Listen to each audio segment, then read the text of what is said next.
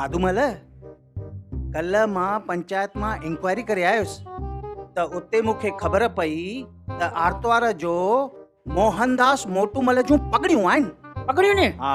अरे वाह, मां त वेंदुसि। त तूं वेने? हा। पर तूं उन्हनि खे सुञाणे? पगड़ियुनि ते कोई कंहिंखे सुञाणींदो आहे छा यार?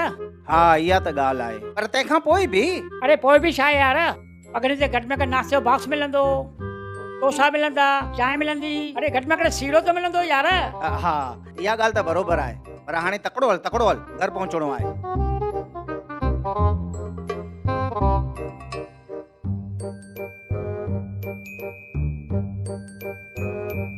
चङो माधूमल, मां हलां थो। वरी केॾां थो वञी? कंहिंजी महिमान निवाज़ी करण थो वञी? पंहिंजे सिकी लधी जोए जी, उहो मुंहिंजो बेसब्री सां इंतज़ार करे रही आहे। हा, घर जी चांठ ते हिकु पेर ॿाहिरि रखी हिकु पेर अंदरि करे मुंहिंजो बेसब्री सां इंतज़ार करे रही आहे। चङो मां हलां थो।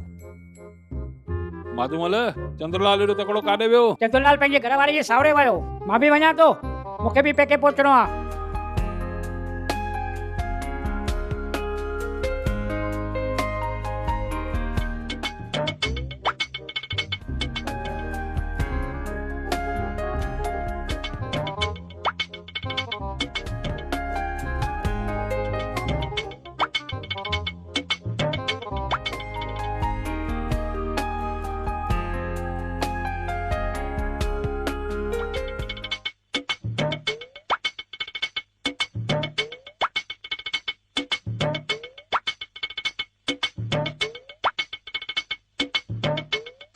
जय झूलेलाल साईं। जय झूलेलाल साईं। अचो अचो अचो अचो। अरे वाह, सूप केड़ा बढ़िया मस्त लगा पिया आहिनि, ॻाढ़ा ॻाढ़ा, जीअं तव्हां पाण ॻाढ़ा लगा पिया तीअं सूप आंदा अथव यार। कहिड़ो अघु आहिनि दादा? 120 रुपया किलो भाऊ। 120 रुपया? कमाल था कयो, होॾे 60 रुपया अधु किलो था मिलनि, अधु किलो 60 रुपए में, ऐं तव्हां चओ 120। भाऊ नाराज़ छो था थियो पिया? तव्हां पंहिंजा माण्हू आहियो। खणो खणो, तव्हांजे लाइ 60 रुपया अधु किलो। घणा खपनव? ठीकु आहे, ॾियो किलो, ॾियो किलो। तोरेस भाई किलो।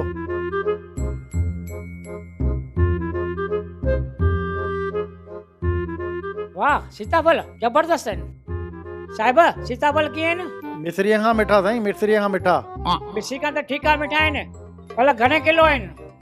तव्हां साईं पंहिंजा माण्हू आहियो, 120 रुपया किलो। तव्हां खणो। 120 रुपया? हिकिड़ो कमु कयो, सूफ़ रखोसि, हे ॾियो किलो खनि। सूफ़ वापसि रख भाई।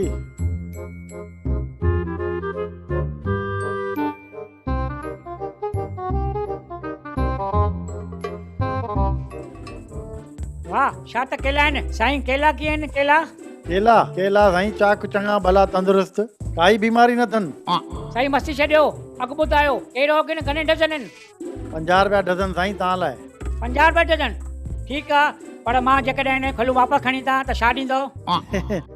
तंदुरुस्त खलूं खणी ईंदो त 4 केला फ्री तव्हांखे। 4 केला फ्री? वाह, पोइ त बढ़िया मस्तु कमु आहे। हिकिड़ो कमु कयो न, हो सीताफल कैंसिल कयो, तव्हां 1 डज़न हे ॾियो केला। ॾेस यार ॾेस, तंग कयो अथई।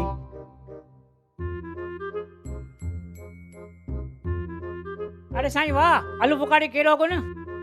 आलू बुखारा 240 रुपया किलो साईं। 240 रुपया किलो? साईं हाणे साबित थी वियो तव्हां जाम ॾुकारी आहियो, ॾुकारी जाम, तव्हां ॾुकारी आहियो। सॼे मार्केट में असांजो होलसेल जो रेट अथव, सॼे मार्केट में हे अघु न मिलंदो तव्हांखे। ठीकु आहे, हिकिड़ो कमु कयो, केला कैंसिल कयो, मूंखे अधु किलो हे ॾियो आलू बुखारी। भाई केला कैंसिल करेस, आलू बुखारा तोरेस।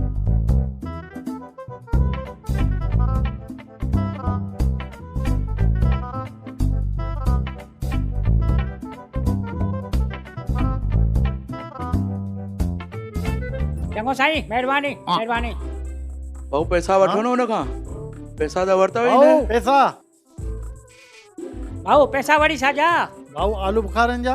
उहे त मां केलनि जे बदिरां वरिता। त केलनि जा पैसा ॾियो। केला त मां सीताफल जे बदिरां वरिता। त भाऊ सीताफलनि जा पैसा ॾियो। सीताफल त मां सूफ़नि जे बदिरां वरिता। त सूफ़नि जा पैसा ॾियो। सूफ़ त मां वरिता ई कोन। हाँ छा थियो?